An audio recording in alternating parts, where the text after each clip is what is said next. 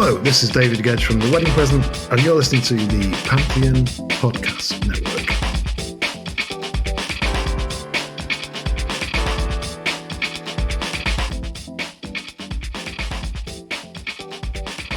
Hey, I'm Nick DiMatteo, and welcome to Season 6, Episode 23 of Music is Not a Genre.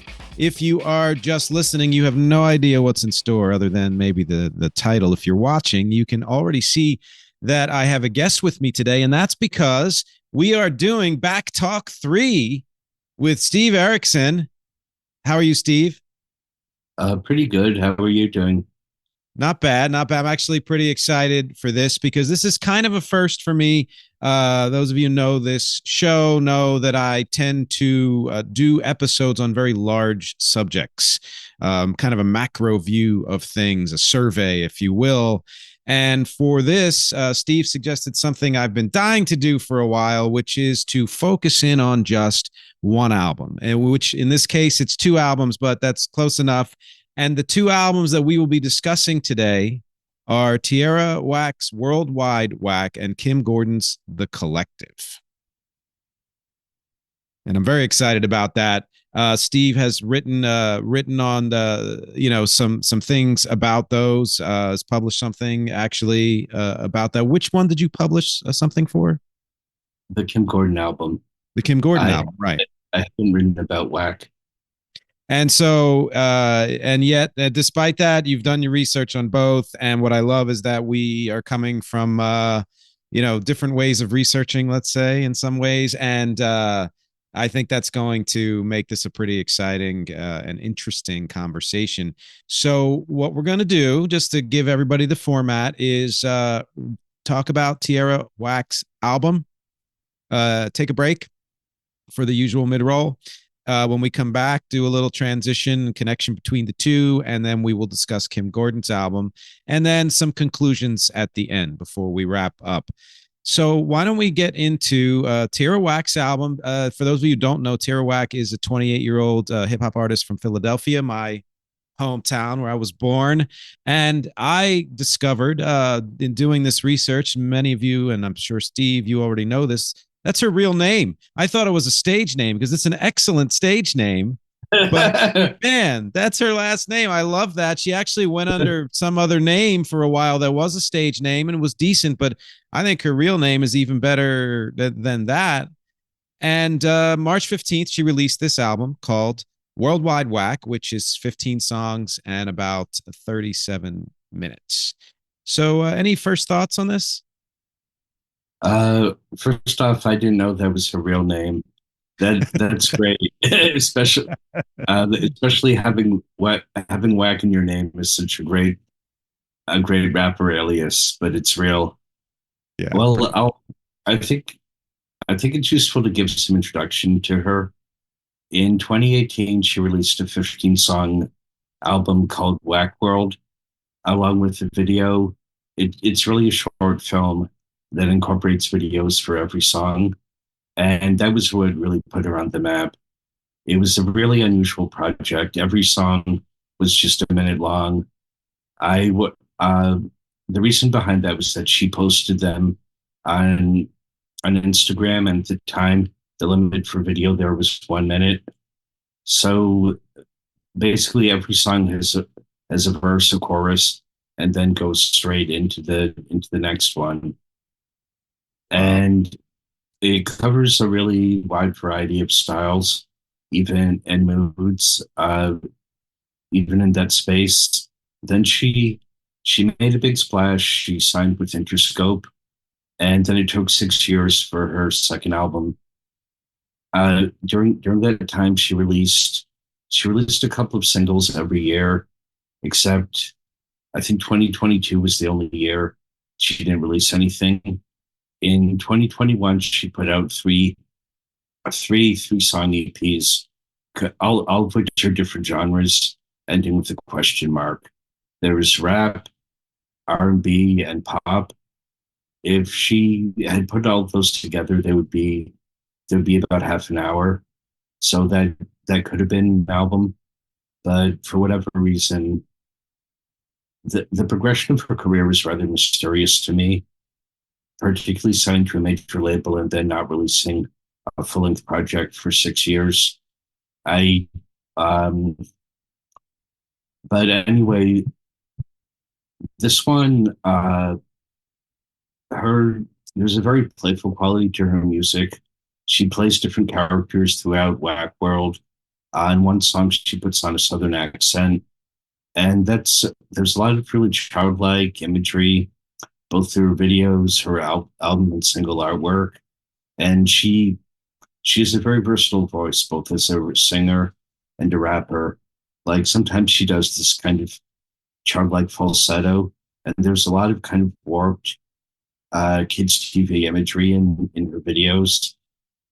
Like the video Pet Cemetery shows her with puppets in a cemetery. And the video 27 Club is a lot more disturbing with that, where she's on a high school cheerleader singing about suicide. Yeah. Yeah. And I'm, that's one of the reasons why I'm excited to get into this album. But I think the backstory on her was really important to hear. Partly because I do remember that initial release with the 1 minute songs. I was fascinated by it just simply because of the song length, and it makes sense that she did it because of Instagram at the time. But I kind of lost track of her in the interim, partly, I think, because of what you said, which is that it's pretty mysterious career trajectory. And yet there must be enough of a buy-in with her, both on her side as an artist and wanting to continue it and do what she does, and on the, industry and the label side to kind of, I mean, tolerate's a strong word, but to go along with this sort of plan or lack of plan for releases that she's had, that has, at least at this point, culminated in this kind of her first full length album, officially. Yeah, I thought that uh, she was likely to get dropped by Interscope or just never release a full length album, given the silence or how little music she released in the past 6 years. It makes you wonder, and it makes me wonder as just from the artist side, because I know that people say this about non-musicians online, which is that content is king, and that if you're not releasing something, it's very easy for people to forget you. But it's kind of intriguing to me that, and I wonder if you have a label behind you and they know that you have a career in front of you, or they believe you do, then is there a little bit more leeway as far as being consistent about releases? Did she do any collaborations in between there, or anything else behind the scenes that was keeping her active? I don't know about behind the scenes stuff, but I looked her up on Spotify, and her three biggest songs are all features or collaborations. The biggest one is with a song called TD, with Lil Yachty, also featuring Tyler the Creator and A$AP Rocky. She has a feature on a Beyonce song, and also on Melanie Martinez's Cry Baby. So, however, on Spotify, all of those are at least twice as popular as her most popular solo song. And although she didn't, the only music she released last year, I think, were the first singles from Worldwide Whack. She released a movie called Cypher, which is now streaming on Hulu, and that really addresses the pressures of fame. It's a pseudo documentary about her becoming the subject of conspiracy theories and having a stalker. I think she not knowing that much about her as a person. I get the feeling she's at a level where, she has enough clout to get a feature on a Beyonce song, but I doubt she's become wealthy from her music. And there's a certain kind of mid level, but particularly I know she grew up quite poor, where she said that music got her out of poverty, basically. Hmm. But at the same time, I have the feeling uh, there's a degree of success that can kind of alienate you from your roots without, while at the same time you don't have enough money or enough connections to fully protect yourself. I think that's a lot of what Cypher seems to be alluding to, and is maybe an undercurrent on Worldwide Whack.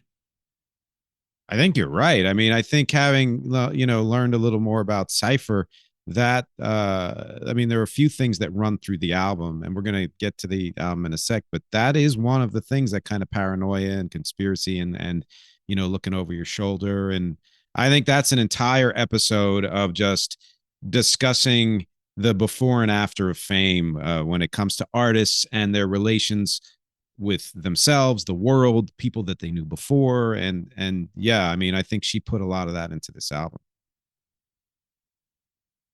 I was really struck that despite the fact that 10 producers worked on it, it has a very cohesive sound.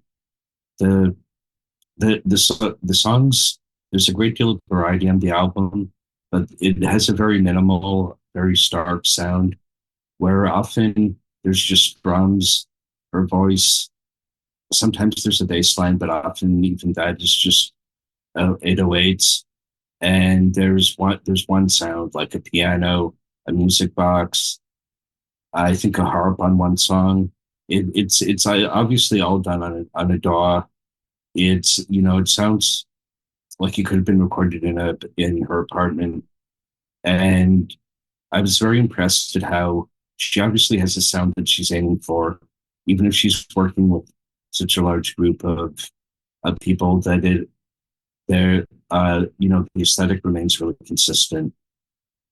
Yeah, you're right. I mean, one of the notes I put down here was, I love the minimalist production. I don't think, what I think, as far as the way it's arranged, I'll say, because I have a different comment about the progression of things, but the way it's arranged, there's nothing I'm missing. I don't feel like, oh, I wish this had the bass where there was no bass, or I wish it had more layers. I think the minimalism works, and I think it works partly because there is a decent amount of variation there.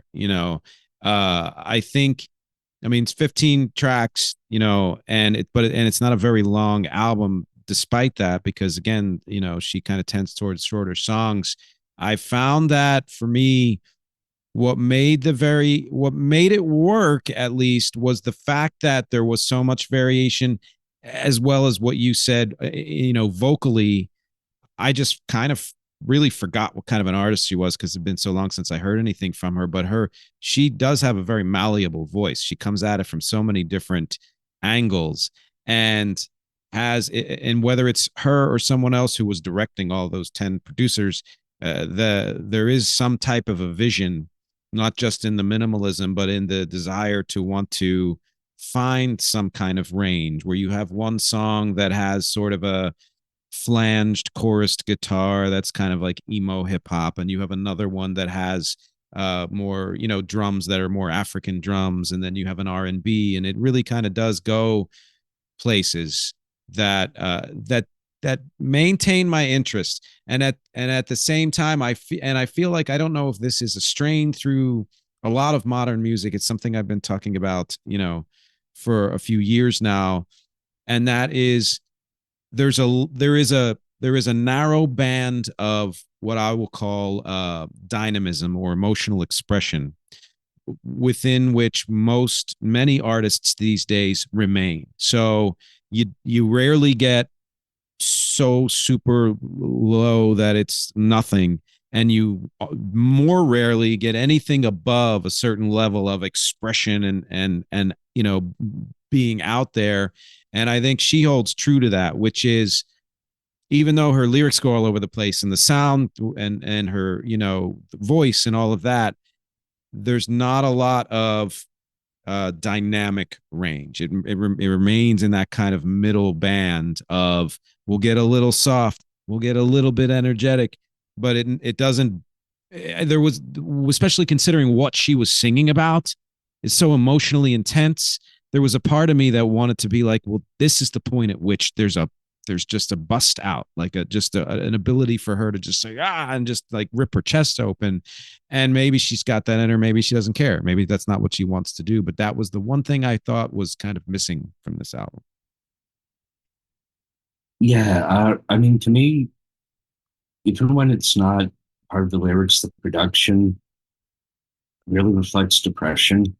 There are a few songs that just sound extremely soft and fragile, and even the most upbeat songs, the her lyrics or her vocals tend to sound more upbeat than the music actually does.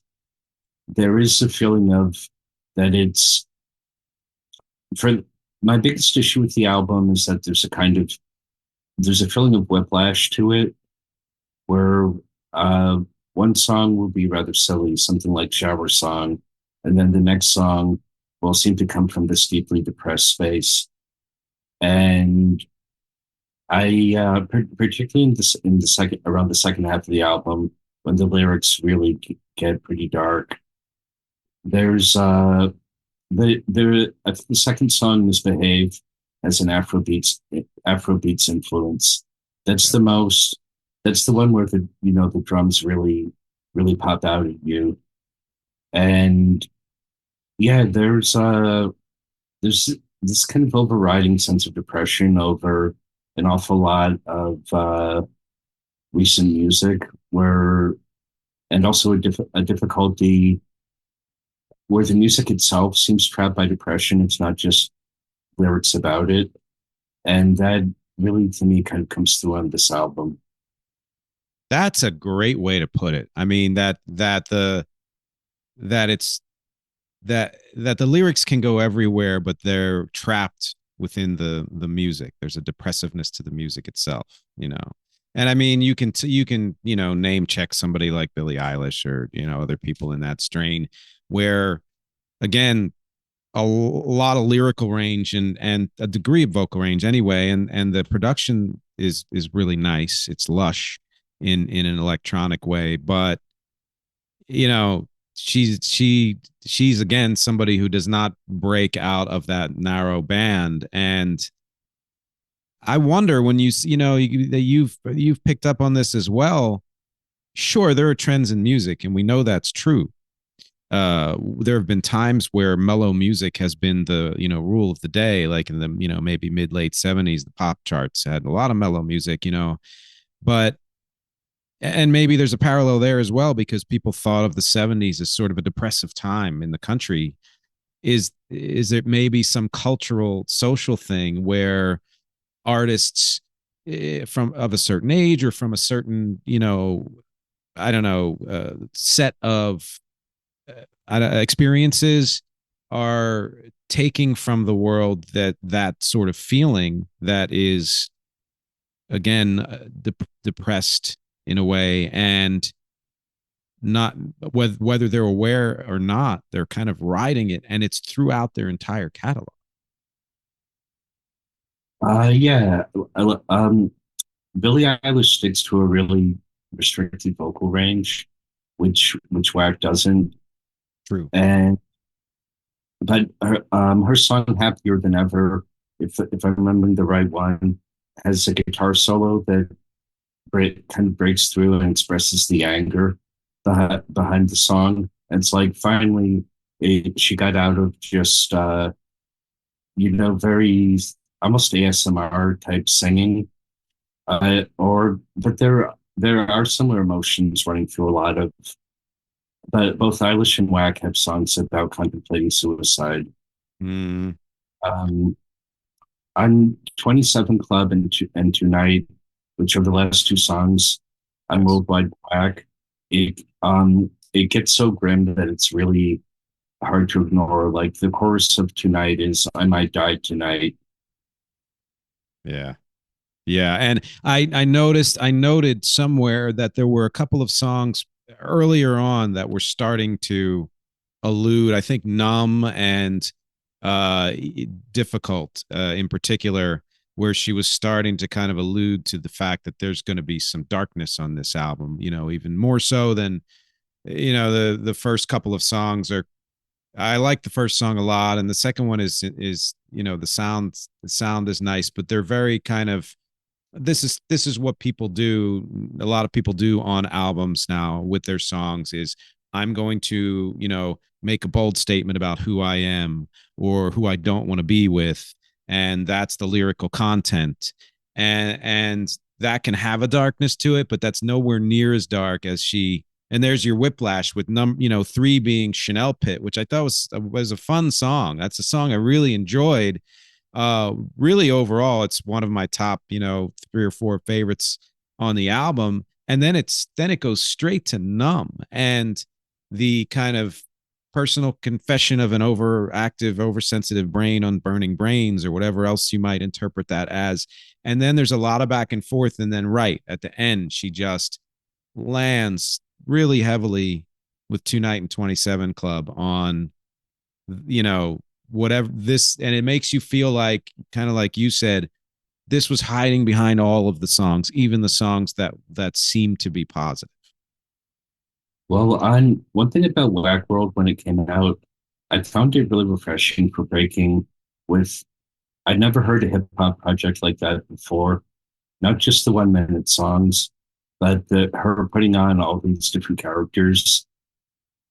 I mean, she got compared a lot to Missy Elliott at the time, but there's much more. If you listen to Missy Elliott, there's at least a sense that there's a coherent persona behind it. Whereas on Whack World, she's playing basically 15 different characters.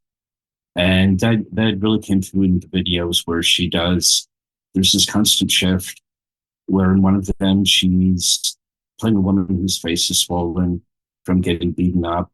But some of the videos are extremely silly. Like there's an emphasis on authenticity in hip hop, but often what people really mean by that is that they have a bunch of cliches and tropes that they think rappers should fall into. And she really defied all of those. She's continuing to do so. Although Worldwide Whack seems like less of a hip hop project than she sings at least as much as she raps on it.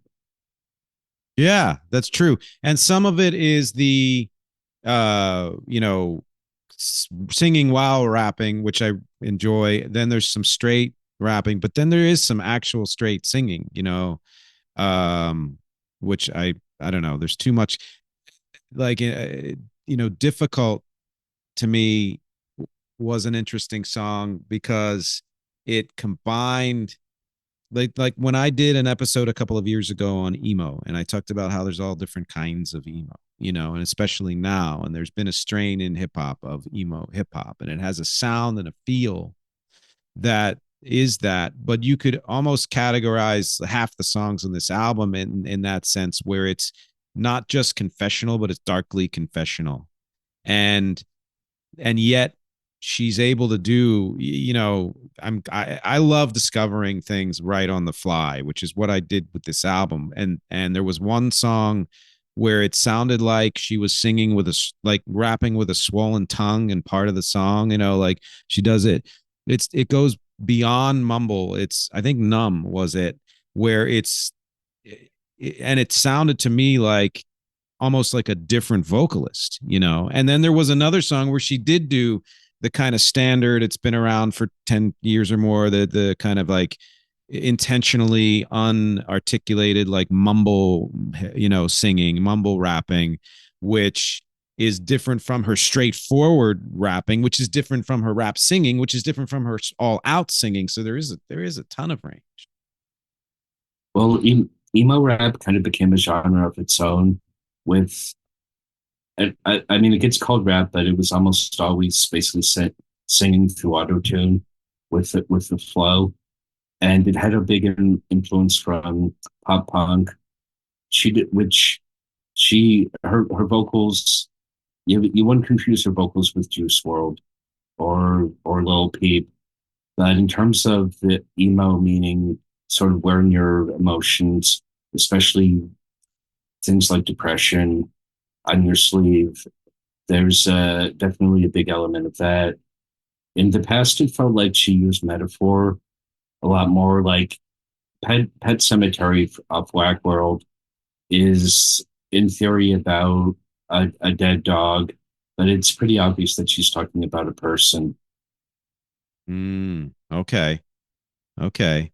Did she also do those vocals, the spoken vocals on this album? Were all the vocals hers?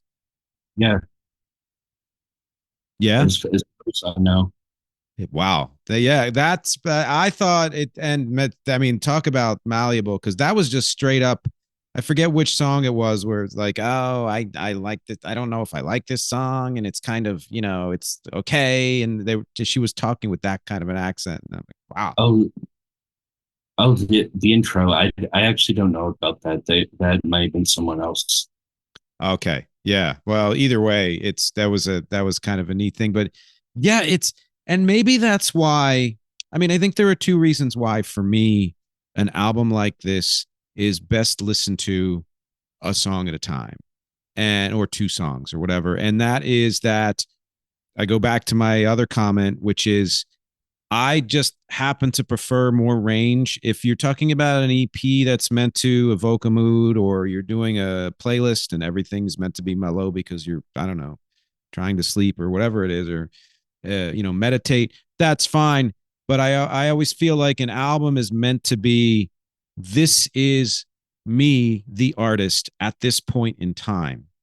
And just like with any human being, unless you are actually clinically depressed and that's where you are, or you're just a person who does not emote, we all have our range of emotions and expressions. So I prefer albums that show that range, and I think that was part of what made this hard, not hard, I won't say that, but not the funnest thing to listen through from song 1 to song 15. And along with that was that kind of whiplash sense where you feel like she's telling us something about herself and that there might be more of a story behind here, but it's hard to follow the story because the sequencing jump cuts from one thing to the next in a way that doesn't have a kind of an arc to it. Yeah, I don't think the album is particularly well sequenced. I'm not sure what a better song order might be, but there is something really jarring about the putting all these moods together. I mean, obviously, people are happy one day. People can be very uh, in a very difficult place the next, and the sequencing of the album kind of reflects that mixture of moods. That it almost feels like two EPs, two EPs put together and kind of uh, sliced into each other instead of. I don't know if it would be better if she did an EP of all upbeat songs and an EP of all sad songs. But it feels like she made both and kind of threw them together. Oh, that's a great observation because her background kind of is short form releases, EPs and even the 1 minute, album, 1 minute songs. And who knows, who's to say? And if this is her first full length album, maybe this is her, like, this is the best, whoever sequenced it, the best they could do with two completely different things. I'd be very curious to hear that, and it makes me curious to see if something changes whenever the hell her next album comes out, which who knows with her trajectory. Uh, um, but the one thing that popped into my head while you were talking about that has now seemed to pop out of my head, and I can't remember what that was. Yeah, so oh yes, that it seemed to me, I mean, Chanel Pit might be the exception, but that even the ones that were more upbeat, and Imaginary Friends has kind of a dark side to it because it's like about loneliness or at least finding comfort through, whatever, but there's a playfulness there, or movies, but there were some songs that sounded fun to me, and it's like the lyrics were striving to be that fun, but her heart wasn't completely in it.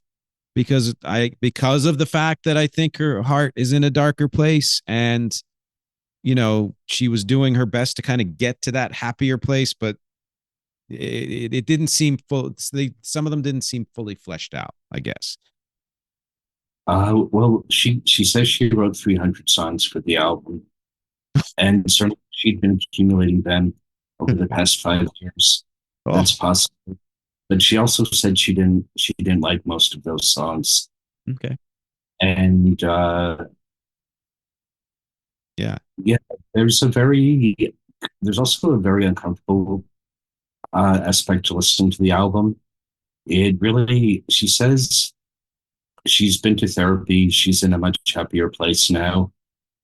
But she really believed in that concept of the 27 Club and thought that she would be dead before she didn't think she would live to be 28. And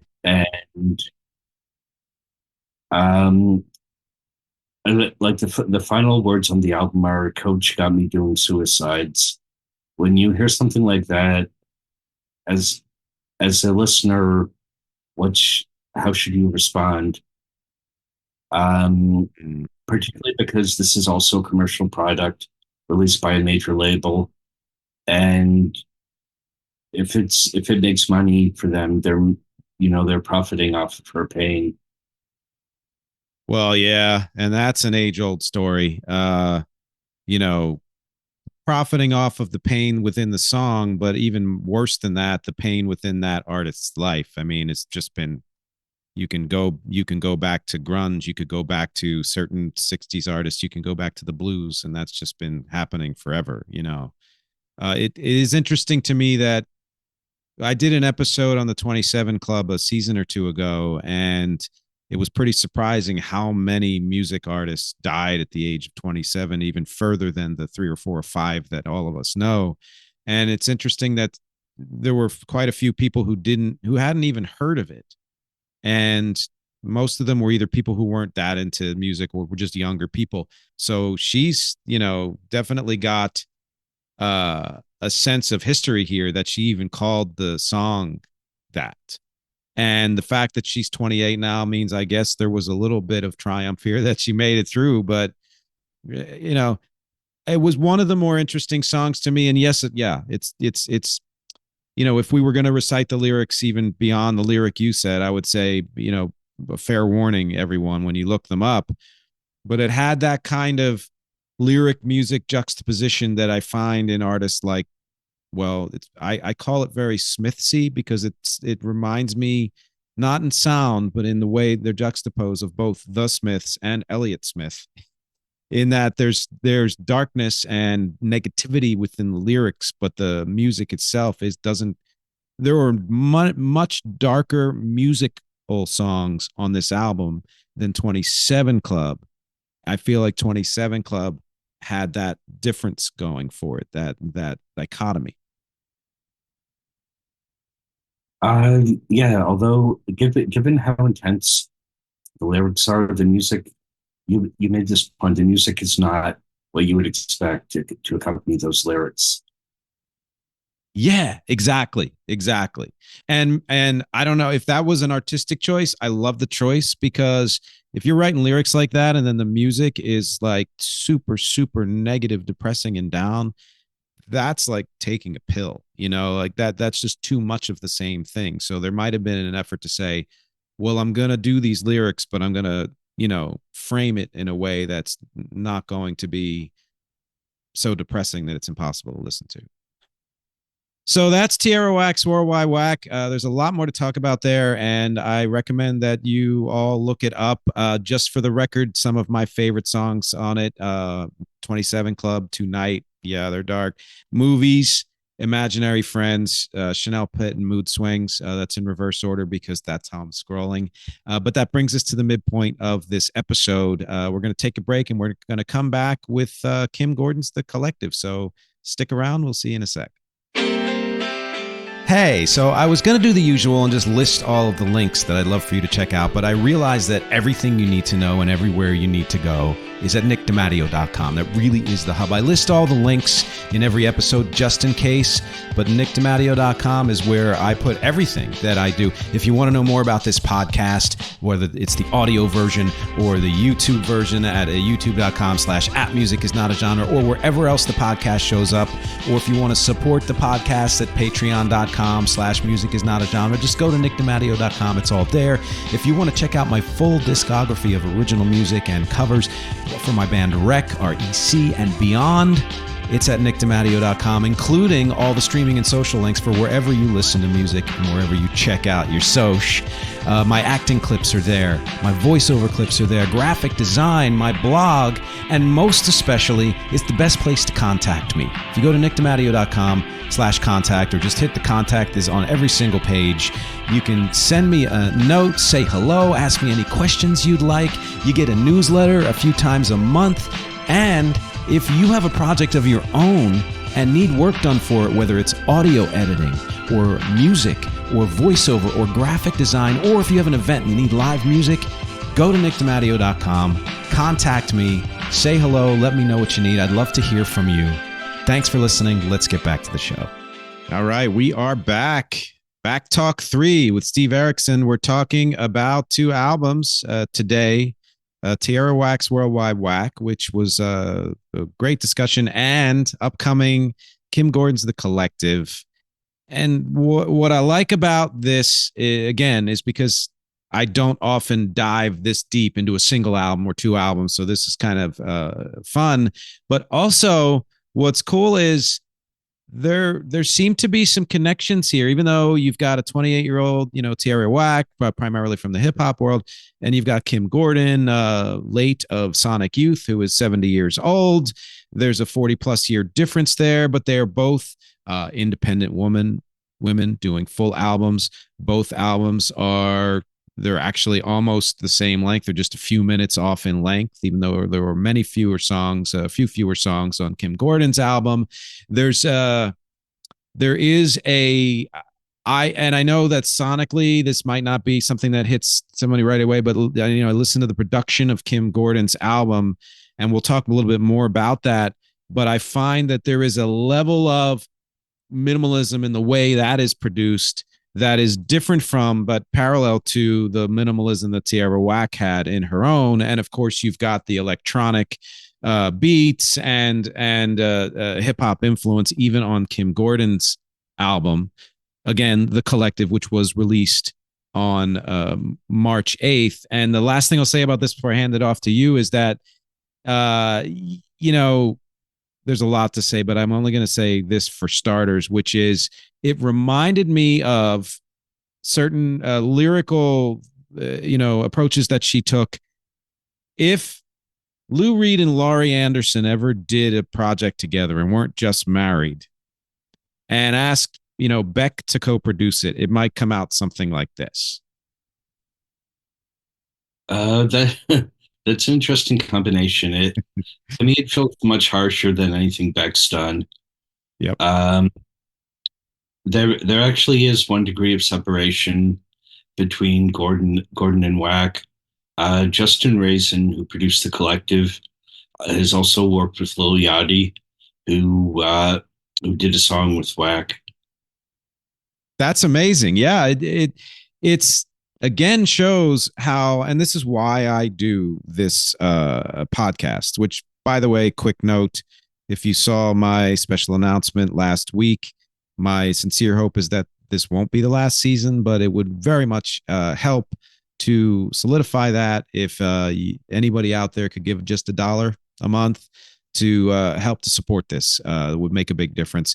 But coming back to this, Music Is Not a Genre is about talking about music that doesn't seem to have a connection, and yet there is a connection. And here you have, again, two albums from different worlds, different kinds of music, but you have some crossover in the way things were assembled and produced, in the way, in that slight, crossover of minimalism, and the fact that they are both women doing, solo albums and have a pretty large say in what they're doing. And now you have this other one degree of separation with this producer. And it just proves the point that I often try to make, which is things that seem far apart at first glance are not as far apart as you might think. So, what is your general take on this album? Well, if the Worldwide Whack is inspired by depression, the collective to me sounds like it's really inspired by anxiety. But it's a lot less ex- accessible about its emotions. I got an advance copy for the Arts Fuse review, and the publicist would not. Usually, there's the publicists make a lyric sheet available.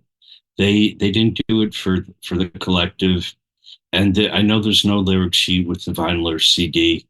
Hmm. So there's a lot of words that leap out at you, like cement the brand on the final song, or I won't join the collective on the Candy House. And yet the production is so noisy that often those are the only words you can make out clearly. Um, or on Bye Bye, she runs down this list of the lyrics are incredibly banal. This list of items she's picking up before she's packing for a trip. But there's like a one note bell running through the song that creates this tension, and she sounds a lot more uh, nervous than she should be given what the lyrics are about, and that kind of runs through the whole album.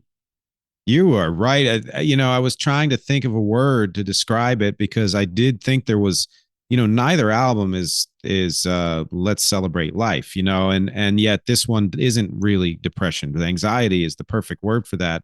And I actually really enjoyed that first song, but I was struck by the fact that I'm reading that I didn't really get most of the lyrics on first listen because I was listening in the car, not reading. And then when I listened the second time through with the lyrics in front of me, I was like, oh, it's a list song, and there've been list songs like It's the End of the World and We Didn't Start the Fire and a few things that other artists have done where there always seems to be this other intention of saying, well, I don't need to spell out for you that this collection of things that I'm listing means more than it actually does.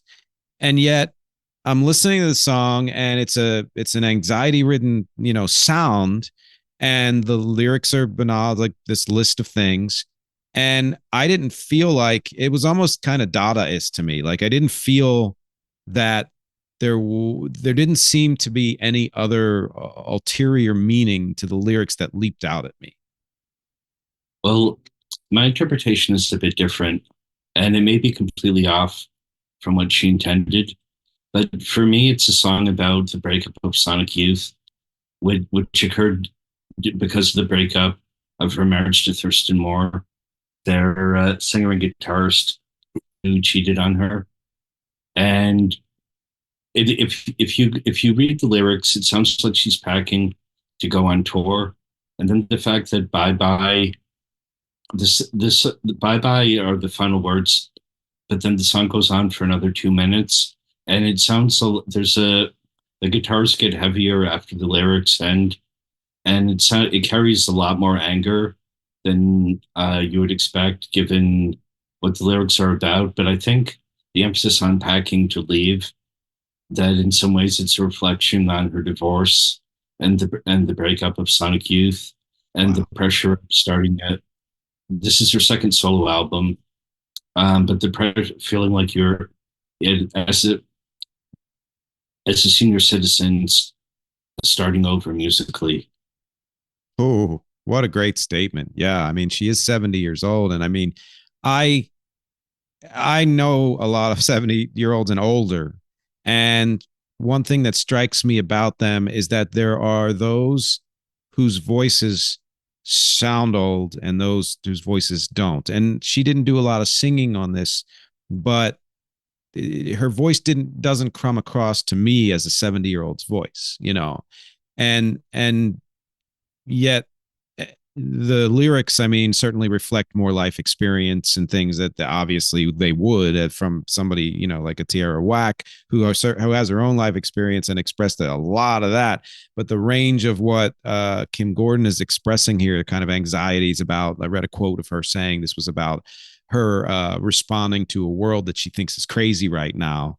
And it might be that kind of combination of the world itself is crazy, seemingly more so than usual, but also her own world is crazy because of that breakup. And I'm always kind of torn with songs like this, and honestly with the whole album in general, in that when you're writing lyrics that are either seem banal or they're poetic in a cryptic way, and there is not necessarily any indication within those lyrics as to what you're singing about, but then you go and read something that says, oh, well, this song is about this, or maybe repeated listens, it might dawn on you, but there might be something, or that the artist or someone else said where, oh, this song is meant to be the breakup of, you know, Thurston Moore and Sonic Youth and all of that. And then it puts a new light on it. I do think you can get more out of the song that way, but there's this artist part of me, this other part that's like, well, I just want to be able to get everything I need out of this song just by listening to it. I don't want to have to, you know, read a dissertation on where it came from. Like, part of that meaning, it could have taken a single line or a word or a half a line that would have opened your brain to say, oh my God, this entire song is about her packing because she's leaving a relationship, you know, or two relationships if you count the band. And it would have had more, even though, again, I liked the song, it would have had more impact for me if that had been inherent in the lyrics. Well, that's just my theory. She hasn't come out and said that that's what the song is about. No. Knowing the events of her life, uh, yeah, the first time I heard it, I thought that it was just deliberately trying to, like singing your grocery shopping list, you know, deliberately trying to do something banal. But the fact that the final lyrics are bye bye, and just how angry particularly the second half of the song sounds, there's definitely something going on there. But throughout the album, I think the lyrics are not necessarily the main way that the album's expressing its emotion. The production, the layers of guitar, synthesizer, drum programming. That in a lot of ways, the drums are the lead instrument here, and they're really harsh.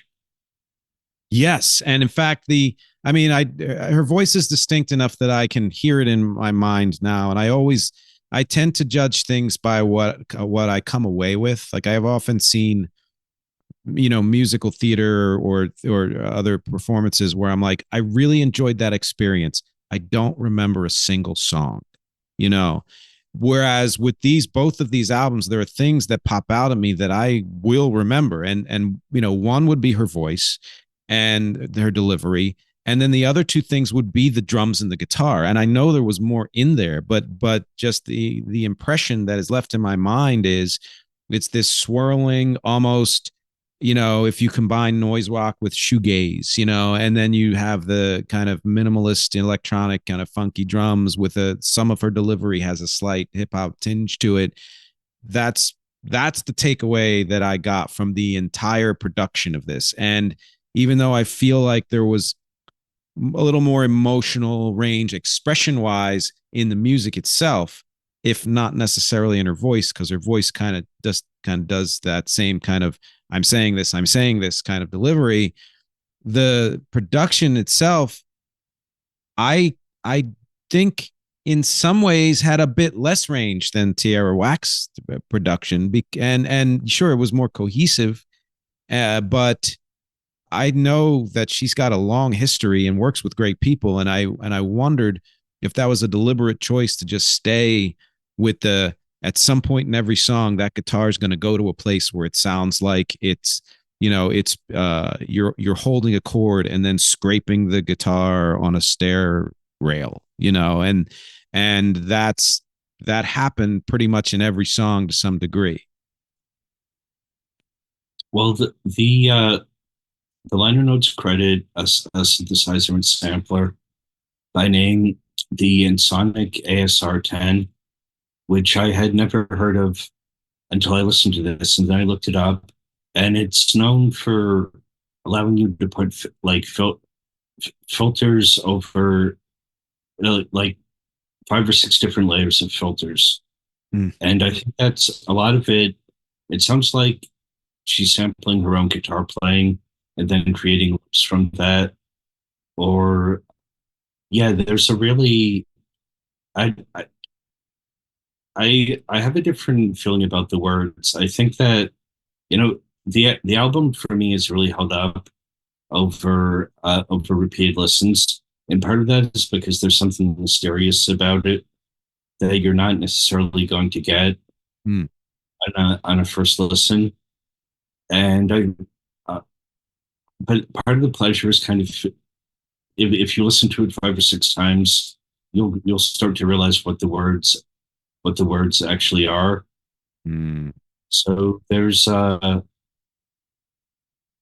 Yeah, that's a great point. I mean, I think right off the bat to me when you have a song like Bye Bye, which is just rife with lyrics, and you do have to.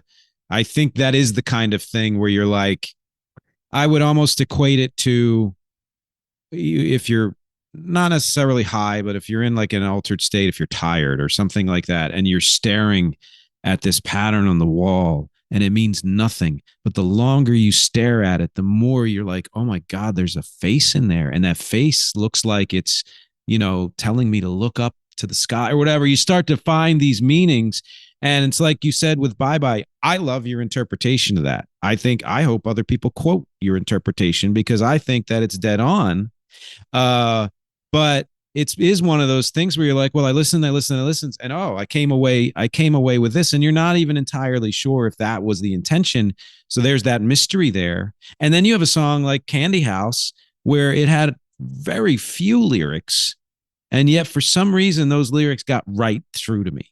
They like, as I was the second time through, I'm reading it as I'm listening to it, and I'm like, oh yeah, this says, it seemed to say more with fewer words than the first song. at at the same time she's throwing out Easter eggs that I don't fully understand with that song.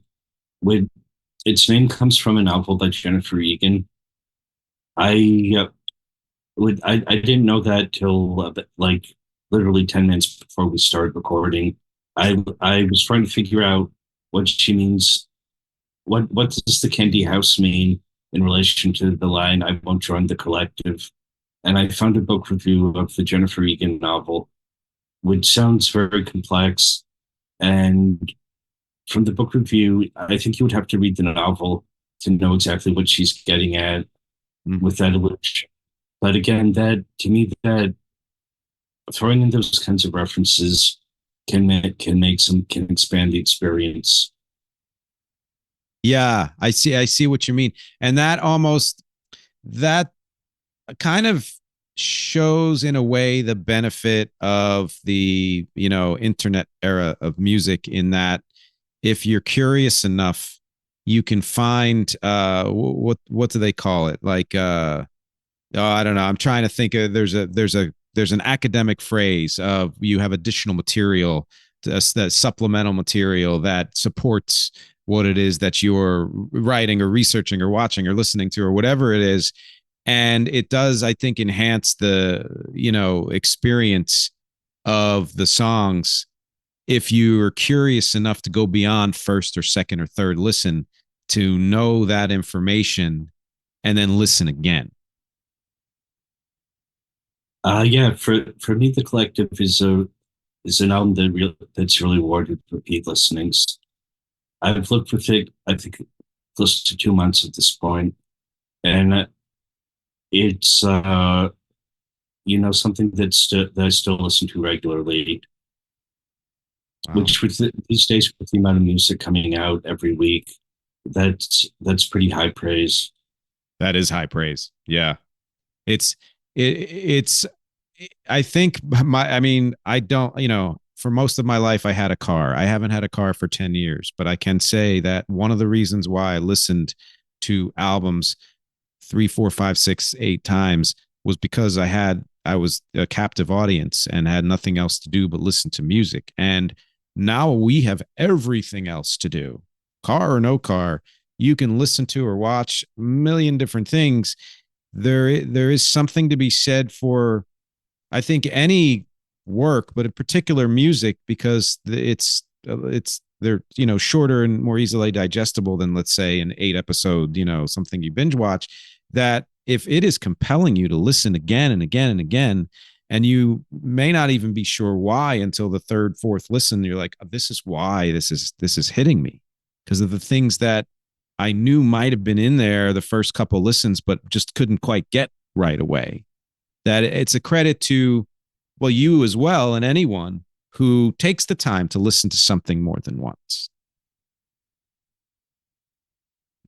Uh, yeah, I'm not sure what to say to that, but now, I mean, and I think it's partly because I my production schedule is such that, and the other things I do kind of take precedence, like my own music and other work, that when I am doing an episode on a subject, I'd be hard pressed to listen to something more than once or twice. And I will still say that, having listened to both of these albums just twice, now that second time, I'm like, oh, I think I need to listen a third time. And I think that's a real, important note for anybody out there who is a music fan, who is encountering something that they may not have picked up on their own, because these are albums I probably would have listened to maybe once and been like, all right, well, now I can say I listened to Kim Gordon's new album, but it wouldn't have been on my giant list of, this is an album I need to listen to right now.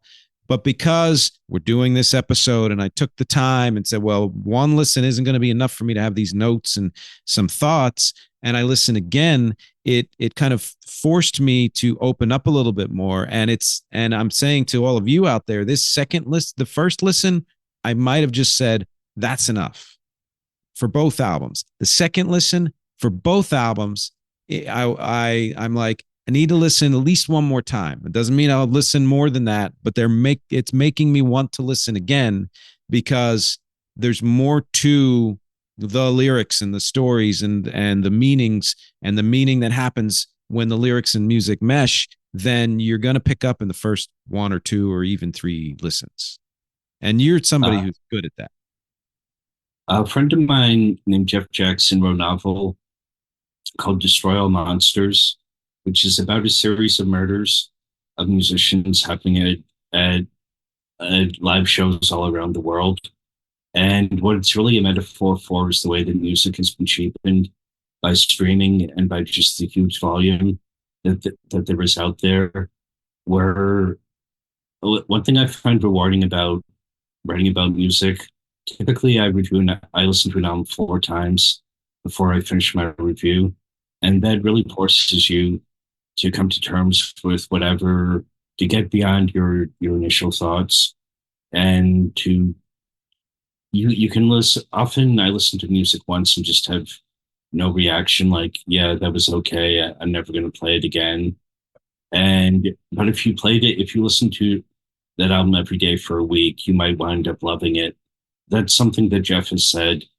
In the days when you had to pay $15 for a CD, and you didn't have a lot of money, sometimes he would buy albums, and he would initially dislike them, but because he spent so much money on them, he would listen to them every day for a week, and some of his favorite albums are actually things that he initially disliked. Whereas now, I think people will even skip. I mean, I do this myself as much as anybody else. Like, check out a song on YouTube and turn it off after 30 seconds if I find it grating. Mm-hmm. God, that's a great point. I mean, music itself has an inherent value that is whatever people give it, especially the artists. But culturally, when you I can say this about any damn thing you buy. If it costs more money and you're a person who doesn't have a lot of money, you're going to attach more value to it regardless of whether you like it. So if man, I bought this $80 sweater and I realize it's not my favorite and I don't have anybody else who wants it. I got to wear it at least a few times to get my money's worth, and that definitely happened to me with CDs where I would listen to things more than once. The first time I was like, oh man, I just wasted $15. Well, no, I'm going to listen to it again and again and try to get something out of it. And there is a sense of disposability when something is either super cheap or free, like on YouTube and elsewhere, where you don't have to have any buy-in whatsoever. So it's harder for the artist to get hooks into people because people have no incentive to listen to something more than 30 seconds. And it's harder to me for in some ways for the listener, because then which of that music is going to be the music that you remember 20 years from now if you're only giving it a second, and you might have missed something that could have been a music that you would have taken with you for the rest of your life, but you dismissed it immediately. Well, I think Bye Bye has gotten more attention than anything Kim Gordon has released since Sonic Youth broke up. I think that really works as an intro to the album, and to her as developing a new sound from Sonic Youth. It's actually gotten some degree of popularity on TikTok. Mm. Not that it's exactly a hit there, but you would not necessarily expect a Kim Gordon solo album to get any traction whatsoever on TikTok. And although she didn't make a hip hop album, and she doesn't sound like she's jumping on a bandwagon. There's a connection to there's a subgenre of hip hop called rage, which is it's an offshoot of trap music, but influenced by both punk and video game soundtracks, with really, really distorted electronics, very abrasive. The vocals are often, or at least the lyrics are often kind of an afterthought, and there's much more of an emphasis on creating a mood. Wow. Yeah, that does very much describe a lot of this album. And I agree. I think Bye Bye, even in my notes, I said Bye Bye was a great opener, great way to reintroduce yourself to the world. I didn't know it was trending on TikTok though. That's interesting. So, any final thoughts on this album? I don't know. To me, it suggests constructing there. This might be a strange connection, but I think of Black Sabbath's Iron Man, with particularly that distorted voice going, "I am Iron Man," and then the guitar kicking in. Oh yeah, that's not how her voice and guitar sound on this, but it sounds like constructing this wall of sound to try to protect yourself, or to try to project yourself to the world. Wow. Oh, when I listen to the album, I can almost see this huge skyscraper in the distance, or imagine something. There's something very metallic about it. I don't mean heavy metal, but about the way that this cold, harsh, but also very, very loud, thick sound. Yeah. Yeah. There is a harshness, and you're right. It's not a metal harshness. There isn't just a noise element to it the way you described rage, I think of certain, bands who do noise rock and things like that. There's a level of experimentalism to the sound itself, and especially if you're talking about that in Sonic, which my first keyboard wasn't in Sonic. It was an ESQ1 way back. But then filtering and just creating this landscape, like you said, that says more, I think, about the overall intention of the album and of her emotions than her delivery does, and even some of her lyrics do. Yeah, I can see Sonic Youth's first EP came out in 1982, so she's been making music for more than 40 years. And I can see connections to early 80s noise rock and groups like Enter Neubauten. You can kind of hear in the percussion, but also some very old school hip hop. Like there was a point around 1984, 1985 where there was a lot of extremely harsh drum programming, like Schoolie D's PSK, to mention Philly again, Yep. where that's been called the first gangster rap song. But even if you don't pay any attention to the lyrics, the drums just sound flat out evil. Wow. Yeah. Go ahead. Yeah, no, that's absolutely true. That's I love that you connected it to Schoolie D and Philly. I mean, wow, that's great. It makes sense too.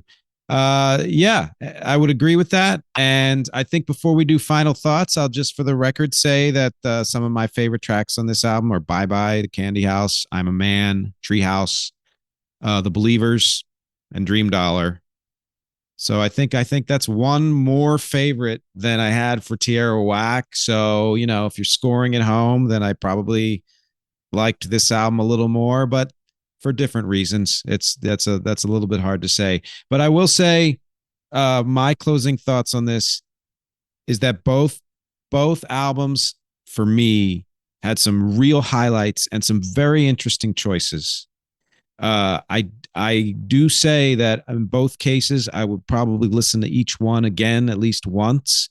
If I'm going to listen to Kim Gordon's album again, it's going to be with information in front of me because I'd like to get more from each song than just putting it on in the car or the background and letting it soak in, because I've soaked in the sonic part of it, and I think I need to grab more from it than that.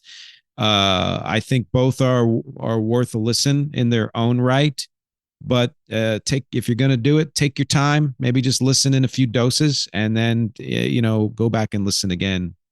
That would be my advice. What about you? Well, music videos have always been very important to Tierra Whack. She's worked with an artist based in Philly, Alex DeCorte.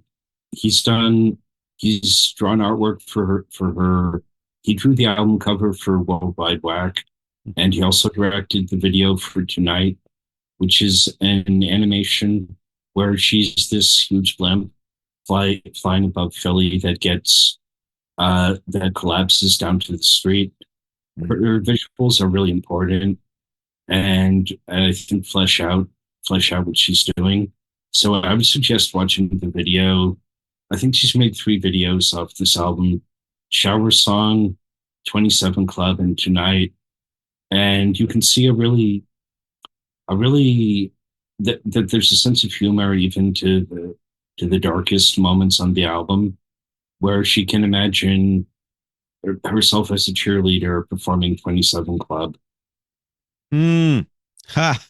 I love that. And that's actually an amazing segue for everyone out there into my episode next week is on music videos. They're not just their history, which goes back a lot farther than you think, but whether or not they matter when it comes to the music itself. And I've always been on the fence about this, and I don't want to spoil next week, but I will say if what you're saying is in the sense of a Kim Gordon, where it benefits knowing some where she comes from and the backstory and some other things that have happened to her, or maybe the book she read or whatever, that helps to illustrate the songs.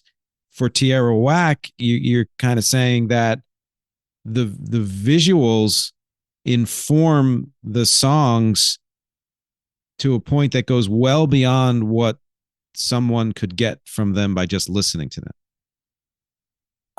Yeah, I mean, Whack World was really designed as a visual album. I think it holds up very well as music, but if it had been released without those videos, I don't think she would have made the splash that she did. I was a lot less impressed with Cypher actually, but it also says something that she made a feature length film about a pseudo documentary about her life. Yeah. Yeah, and you mentioned that, and I'm gonna watch that at some point. But it kind of also says that, well, I guess she does have a vote of confidence of enough people out there that she could make this film with all the effort that takes in the team, and then to have it show on fairly, I mean, Hulu. So, right, it's a pretty well known channel. That's not something that most people can get done. So she's got, I think, enough cachet to where if her next album, full album, comes out in 2030 or whatever, the people will probably still hang on for it. Yeah, I one of the videos from Kim Gordon's album "I'm a Man," I also thought was quite interesting. It's made by a filmmaker who's directed about 5 features. Alex Ross Perry. That song to me seems to be about an incel who may be trans. Um, the video shows him peeping on a woman, and then when she leaves the room, he enters and tries on her clothes, and then she tries on his clothes. It takes this very creepy scenario, and it remains creepy, but you expect it's going to go to violence, or and instead it's more about this very screwed up guy, but there's a possibility that he can explore himself, or if he really is trans for herself, and go to something more positive at the end. Wow. And yeah, I mean, I loved the lyrics to that song, but I did not get that from that. I thought there was definitely some kind of a gender identity thing going there on there, but that sheds a whole different light on it. That's great. So a lot of things for people to explore out there. This has been a really great conversation. I think, I hope we can do it again, maybe pick a couple other albums and see what happens in it, in a few weeks or months or so. Sure, maybe like July. Yeah, sounds good to me. But thanks for being here and thanks for talking to me about these. Sure, it was a great conversation. And Yeah. If anyone out there can afford it, join Nick's Patreon, and hopefully we can keep this going for years to come. Thank you, Steve. That means a lot to me. I really appreciate that. And thank you, as always, everybody out there who is watching and listening. Whether or not you're contributing, that means a lot to me too. Contributing would be great, but it's the, as I say, music, conversation, and connection that means the most. Thanks for hanging with me. Thanks for hanging with Steve. And stay tuned next week for an episode on music videos, which now will feature a mention of Tierra Whack. Thanks a lot, everybody, and I will see you next week. Bye.